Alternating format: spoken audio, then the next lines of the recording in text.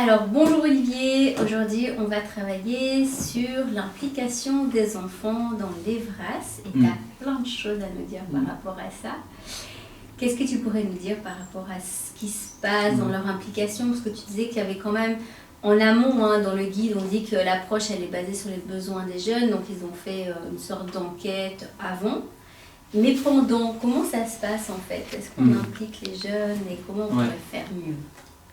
Effectivement, de manière pragmatique sur le terrain, dans le document on dit au rythme de l'enfant.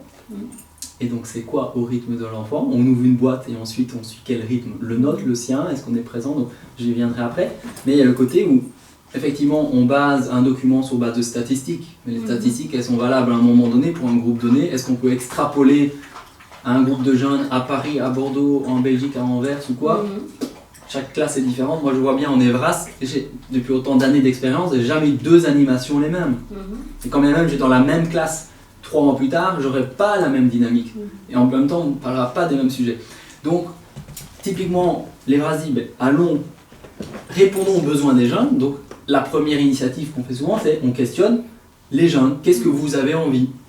Et moi-même j'ai développé une petite application smartphone, une appli que tout le monde peut utiliser, où l'animateur peut mettre des thématiques et les élèves peuvent voter est-ce qu'ils ont un intérêt ou pas, est-ce qu'ils ont et donc une curiosité, est-ce qu'ils ont une réceptivité, quelle est la réceptivité et l'inconfort.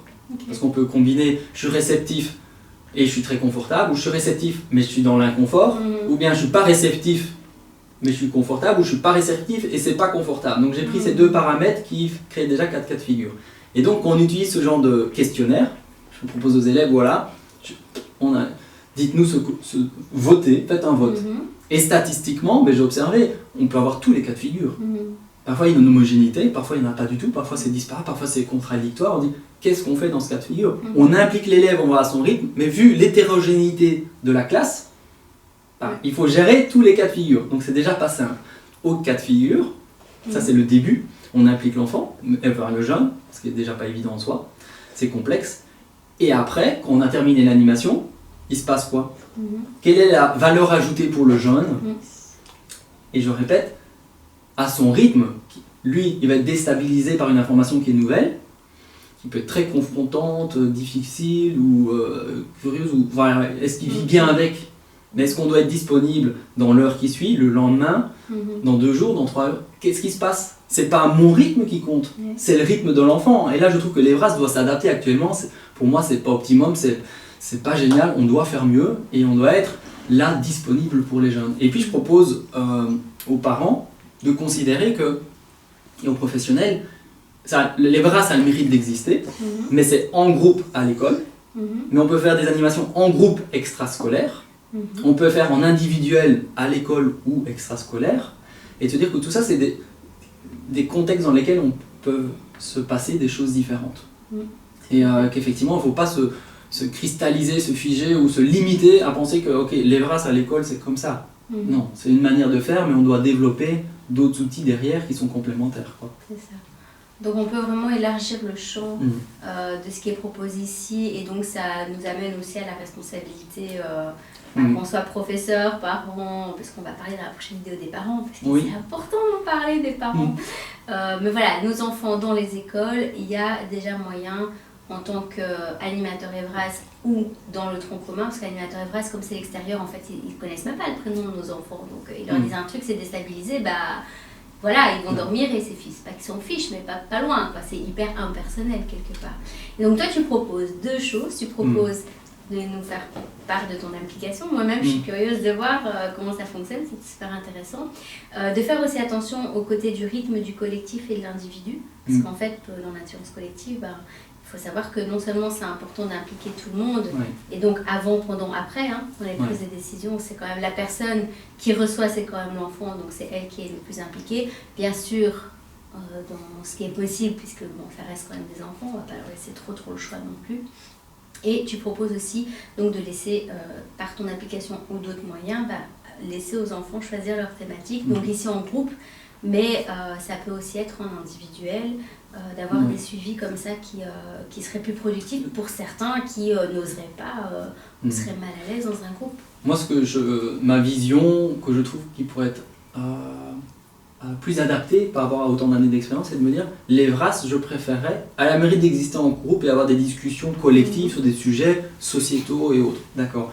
Mais j'aimerais bien pouvoir proposer des animations EVRAS, donc avoir un pôle EVRAS qui est beaucoup plus fonctionnel sur l'ambition, les moyens, et qu'on comprenne un système global et faire un pôle EVRAS dans les écoles, et qu'il y ait des animations avec participation libre. Oui. Parce que ça ne dépend pas toujours de l'école, et ainsi de suite, donc, enfin de l'âge et ce genre de choses, donc participation libre. Ceux qui veulent, il y a une session, et comme ça on va vraiment au rythme de l'enfant. On ne va pas lui imposer une information qu'il ne veut pas. Et voilà, il y a une animation, tu peux venir, soit la thématique est fixée à l'avance ou pas, ou qu'elle est choisie en fonction des jeunes, on peut dire...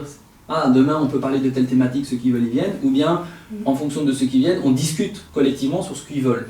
Mais donc participation libre pour moi c'est vraiment important, et puis le côté individuel, parce que je pense qu'il faut pouvoir accompagner, moi au Lovell Center je fais ça, dans mon association, je suis disponible pour n'importe quel jeune et adulte quand ils ont des questions en individuel, parce que il y a des choses qu'on n'abordera pas en groupe, ni...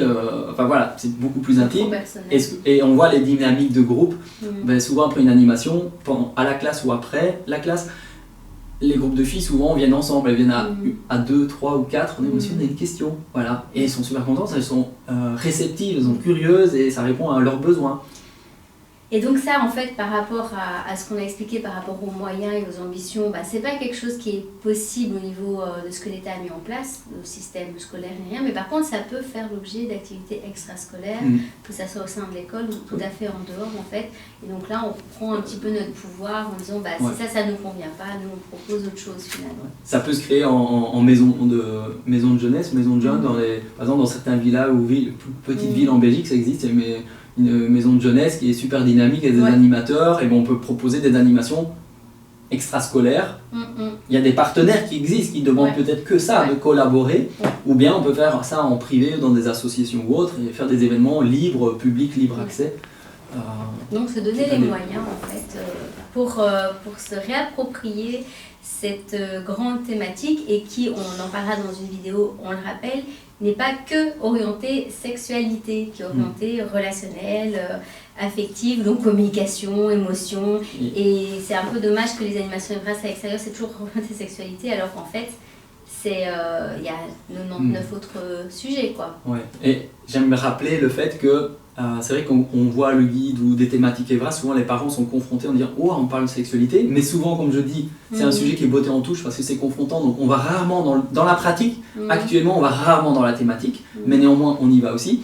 Et le fait que parfois on démarre en sexo et on va tout ailleurs, en relation, plein de trucs, ou parfois on démarre tout ailleurs et on arrive en sexualité. Donc parfois, c'est pas parce qu'on démarre sur un sujet qu'on y aboutit. Et donc les sources de questionnement des jeunes est très vaste. Tout à fait.